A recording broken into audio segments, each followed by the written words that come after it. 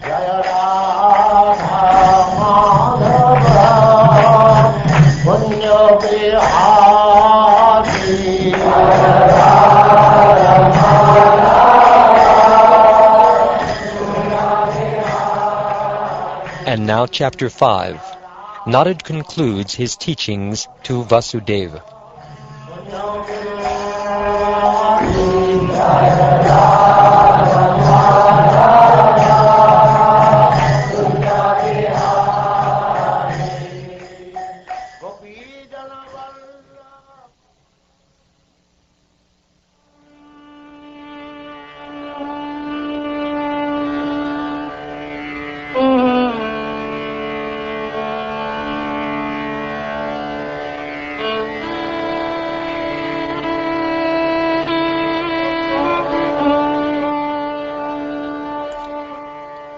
King Nimi further inquired, "My dear Yogendras, all of you are most perfect in knowledge of the science of the self.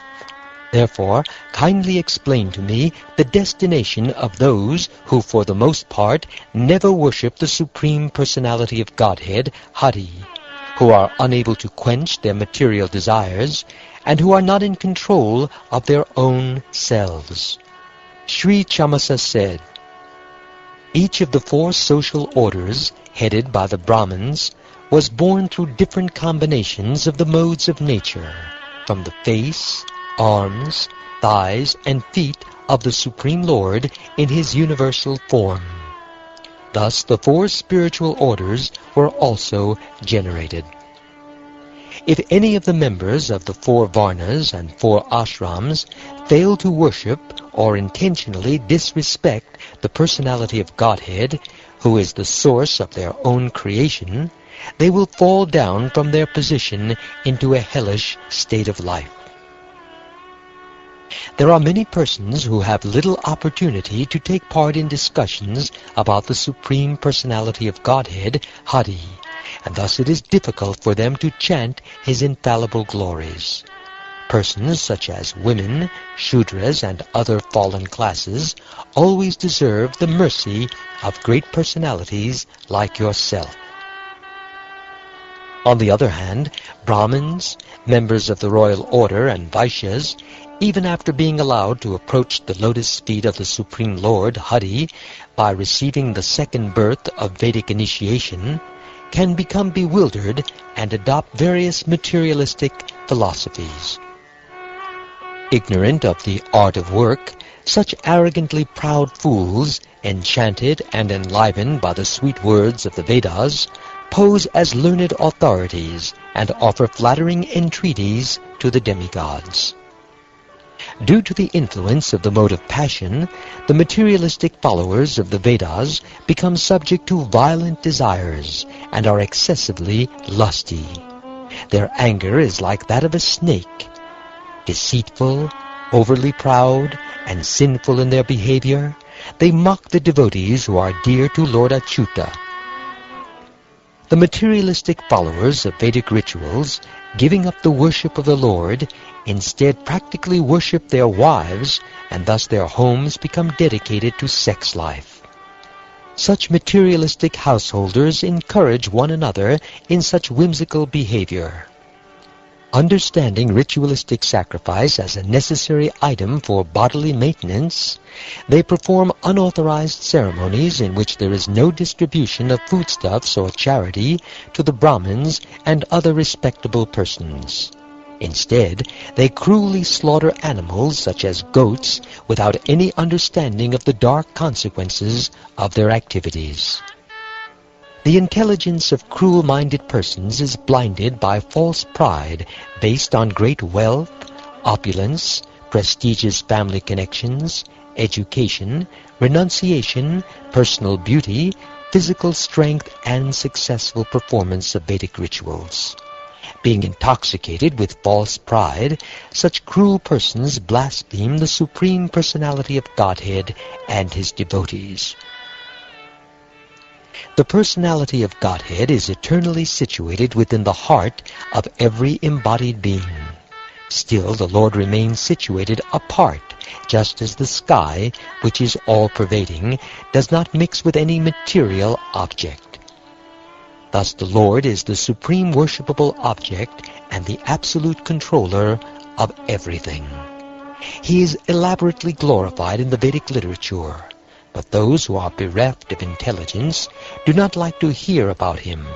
They prefer to waste their time discussing their own mental concoctions, which inevitably deal with gross material sense gratification, such as sex life and meat eating.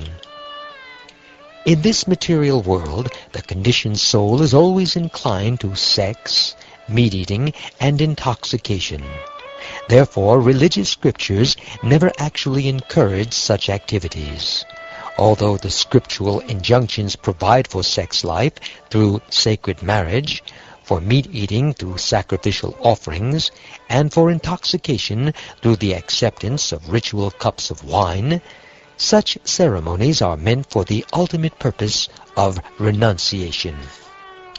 The only proper fruit of acquired wealth is religiosity, on the basis of which one can acquire a philosophical understanding of life that eventually matures into direct perception of the absolute truth, and thus liberation from all suffering.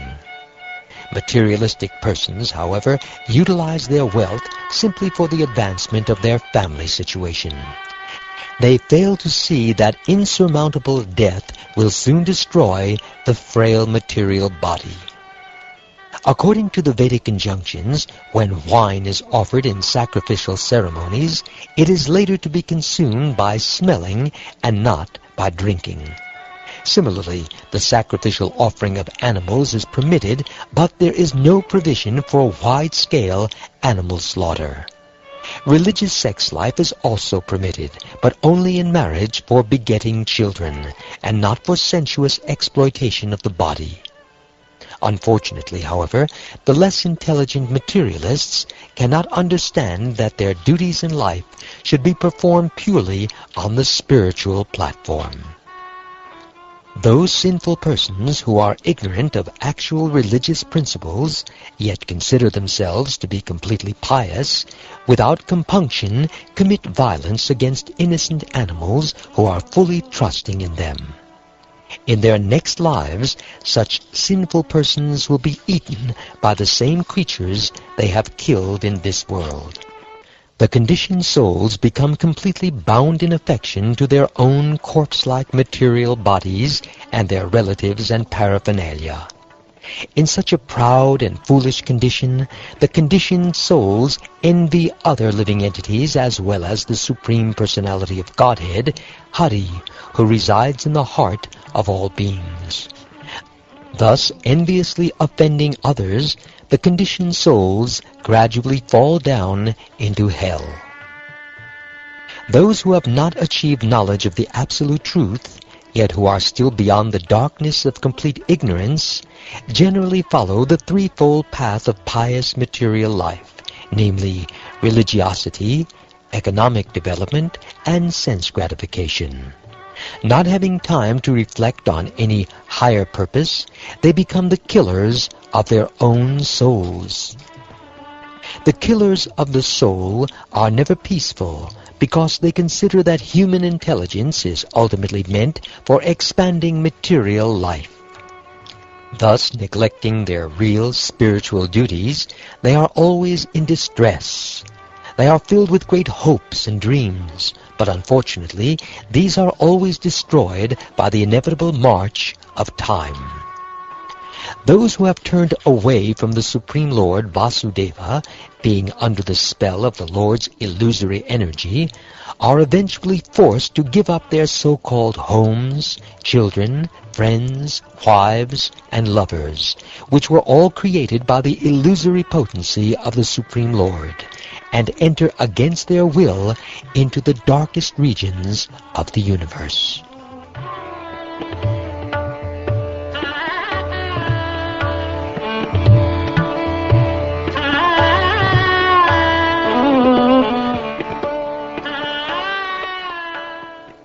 King Nimi inquired, In what colors and forms does the Supreme Personality of Godhead appear in each of the different ages, and with what names and by what types of regulative principles is the Lord worshipped in human society?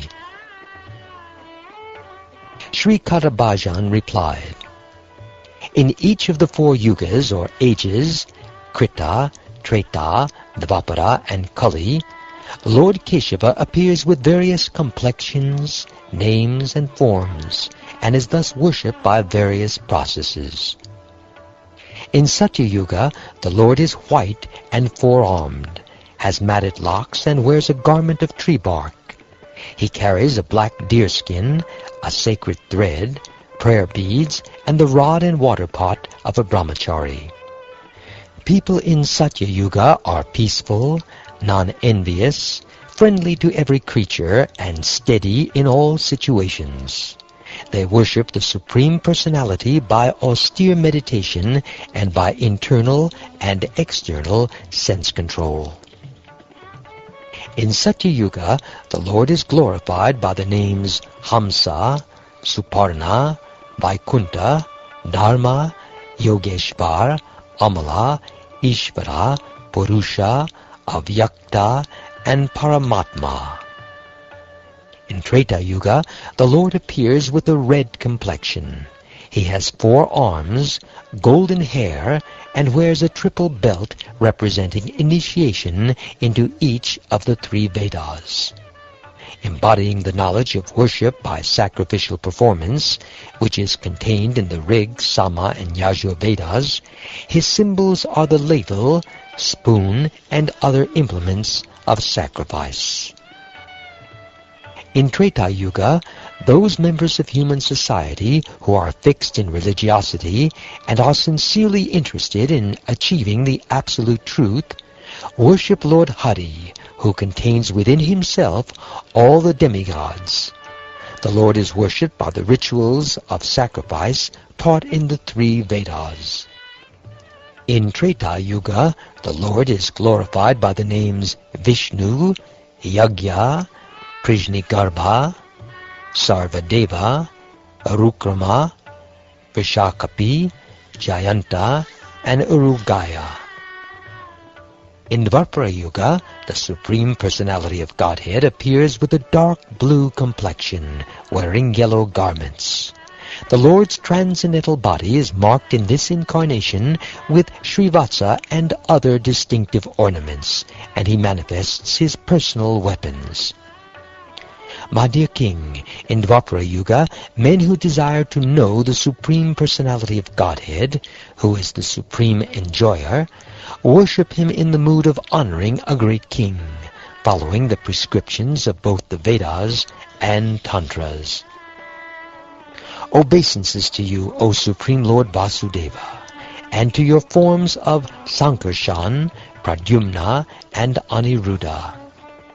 O Supreme Personality of Godhead, all obeisances unto you.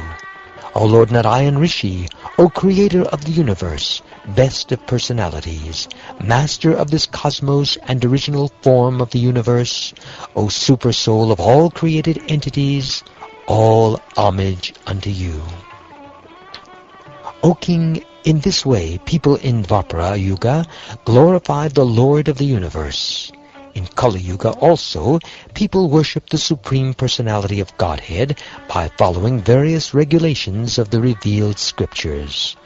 Now kindly hear of this from me.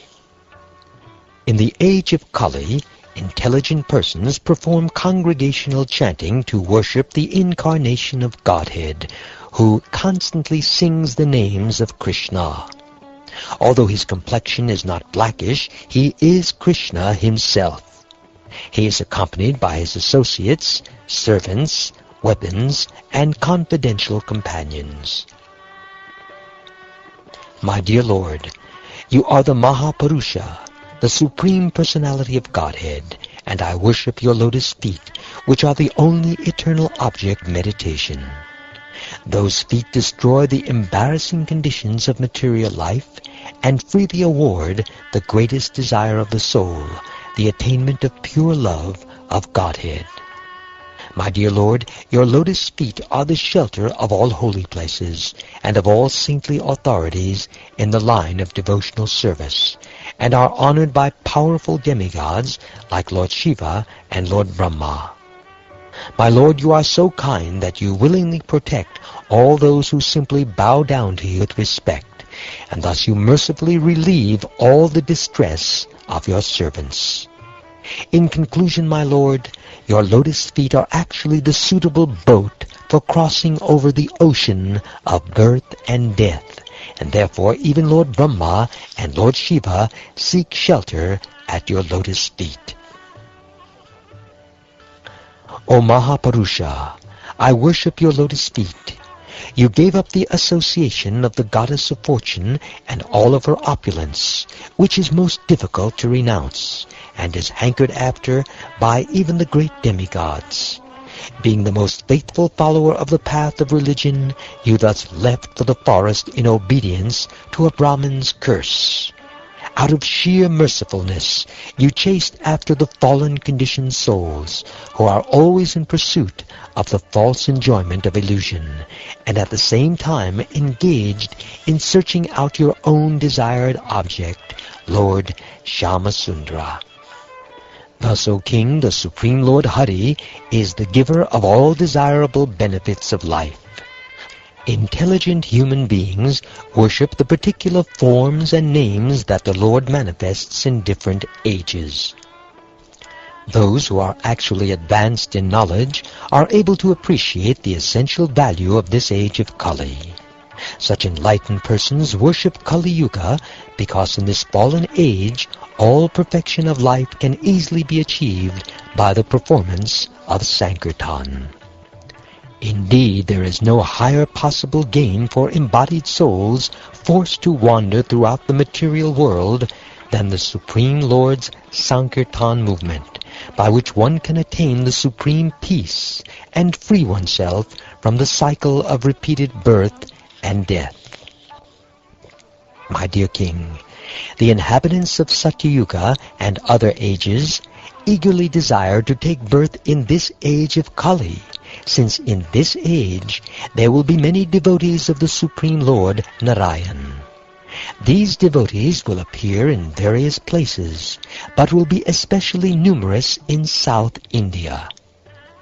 O Master of Men, in the age of Kali, those persons who drink the waters of the holy rivers of Dravida Desh, such as the Tamraparni, Kritamala, Payasvini, the extremely pious Kaveri, and the Pratichi Mahanadi, will almost all be pure-hearted devotees of the Supreme Personality of Godhead, Vasudeva. O King, one who has given up all material duties and has taken full shelter of the lotus feet of Mukunda, who offers shelter to all, is not indebted to the demigods, great sages, ordinary living beings, relatives, friends, mankind, or even one's forefathers who have passed away. Since all such classes of living entities are part and parcel of the Supreme Lord, one who has surrendered to the Lord's service has no need to serve such persons separately. One who has thus given up all other engagements and has taken full shelter at the lotus feet of Hari, the Supreme Personality of Godhead, is very dear to the Lord. Indeed, if such a surrendered soul accidentally commits some sinful activity, the Supreme Personality of Godhead, who is seated within everyone's heart, immediately takes away the reaction to such sin.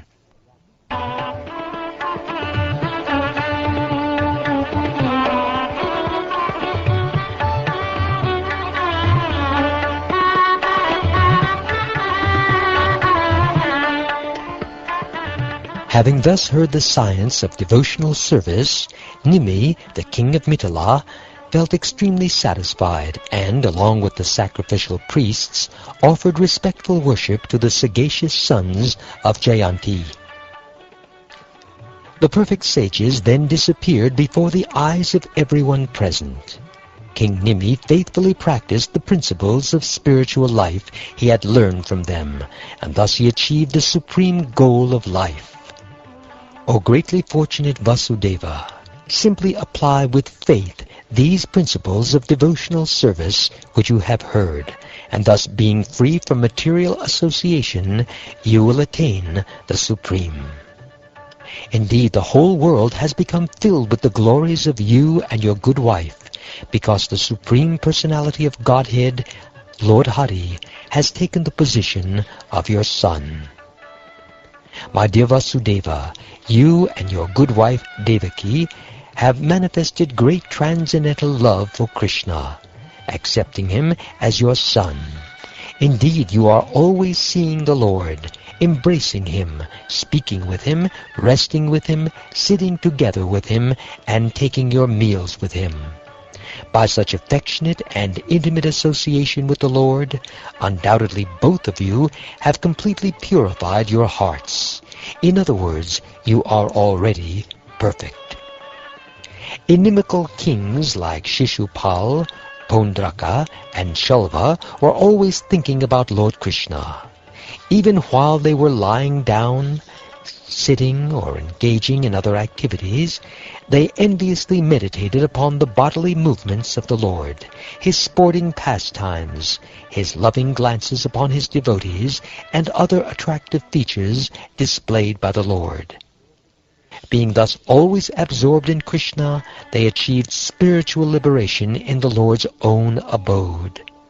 What then can be said of the benedictions offered to those who constantly fix their minds on Lord Krishna in a favorable, loving mood?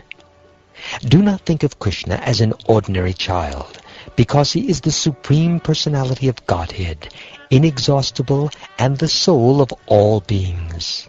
The Lord has concealed his inconceivable opulences, and is thus outwardly appearing to be an ordinary human being. The Supreme Personality of Godhead has descended to kill the demoniac kings who were the burden of the earth, and to protect the saintly devotees.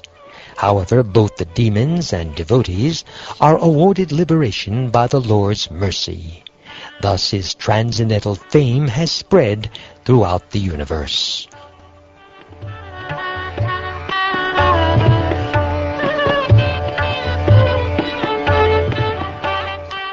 Having heard this narration, the greatly fortunate Vasudeva was completely struck with wonder.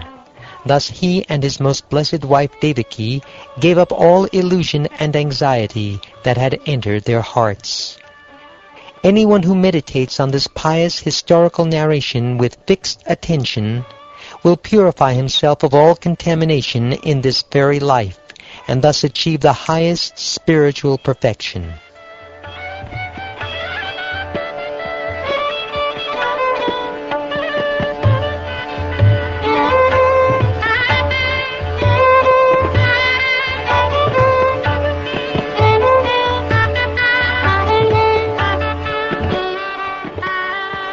Thus ends the 5th chapter of the 11th canto of the Srimad Bhagavatam, entitled, Narad Concludes His Teachings to Vasudeva.